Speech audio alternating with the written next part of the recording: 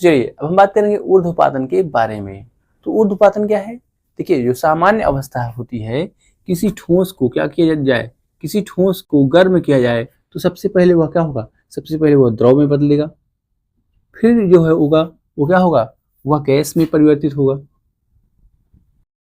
और ठंडा करेंगे मान लो इसी को, तो क्या होगा, वह पुनः क्या हो जाएगा, द्रव में बदल जाएगा, और फिर क्या होगा, वो पुनः ठंडा करने पर वो हो जाएगा ठोस में बदल जाएगा।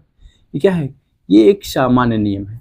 परंतु प्रकृति में कुछ ऐसे पदार्थ पाए जाते हैं जिनको जो है गर्म करने पर वह सीधे क्या हो जाता है, वह द्रव में बदल करके सीधे गैस में क्या हो जाता है, बदल जाता है।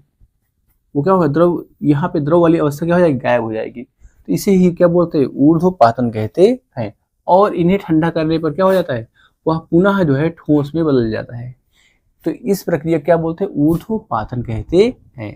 तो ऊर्ध्वपातन क्या है, किसी पदार्थ को, किसी ठोस को गर्म करने पर वह क्या हो जाता है, द्रव में न बदल करके सीधे गैस में बदल जाता है, तथा उन्हें पुनः ठंडा करने पर वो क्या हो जाए, पुनः ठोस में बदल जाता है। इस प्रक्रिया को क्या कहते हैं, ऊर्ध्वपातन कहते हैं। चलिए इसी बात को लिख लेते हैं कि किसी ठोस को, किसी ठोस को गर्म करने पर, गर्म करने पर वह द्रव में परिवर्तित न होकर क्या कहते हैं, सीधे सीधे ठोस में, सीधे ठोस में, सॉरी ठोस नहीं है, सीधे गैस में, सीधे गैस में परिवर्तित परिवर्तित हो जाता है, हो जाता है, तथा ठंडा करने पर, ठंडा करने पर पुनः पुनः ठोस में परिवर्तित परिवर्तित परिवर्तित हो जाता है।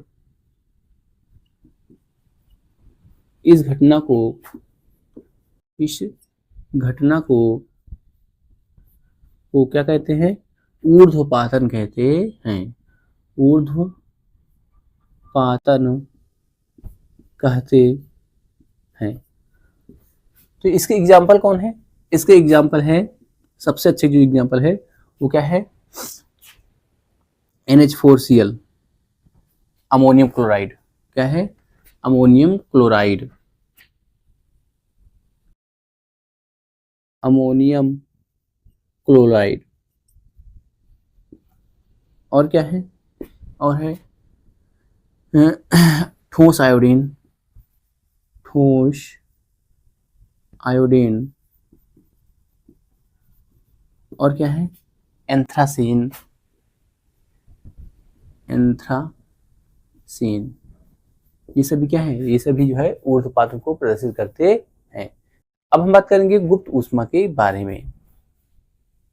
चलिए अब हम बात करेंगे गुप्त ऊष्मा के बारे में। तो देखिए, गुप्त ऊष्मा को अंग्रेजी में कहते हैं लेटेंट हीट कहते हैं। तो गुप्त ऊष्मा क्या होता है, अवस्था परिवर्तन के लिए किसी पदार्थ को दी गई ऊष्मा को ही क्या कहते हैं, गुप्त ऊष्मा कहते हैं। तो क्या है किसी की अवस्था परिवर्तन के लिए, अवस्था अवस्था परिवर्तन, अवस्था परिवर्तन के लिए किसी पदार्थ को, किसी पदार्थ को दी गई, को दी गई ऊष्मा क्या कहलाती है, गुप्त ऊष्मा कहलाती है, गुप्त ऊष्मा कहलाती है, गुप्त ऊष्मा कहलाती है। तो गुप्त ऊष्मा जो होती है वो दो प्रकार की होती है, एक होती है गलन की गुप्त ऊष्मा, एक होती है वाष्पन की गुप्त ऊष्मा। तो यह यह दो प्रकार की होती है कौन कौन सी? पहला है गलन की गुप्त ऊष्मा, गलन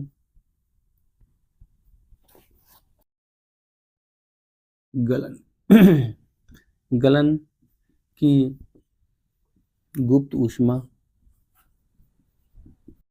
और दूसरा है वाष्पन की गुप्त ऊष्मा, वाष्पन की गुप्त ऊष्मा। तो अब हम बात करेंगे गलन की गुप्त ऊष्मा क्या होती है।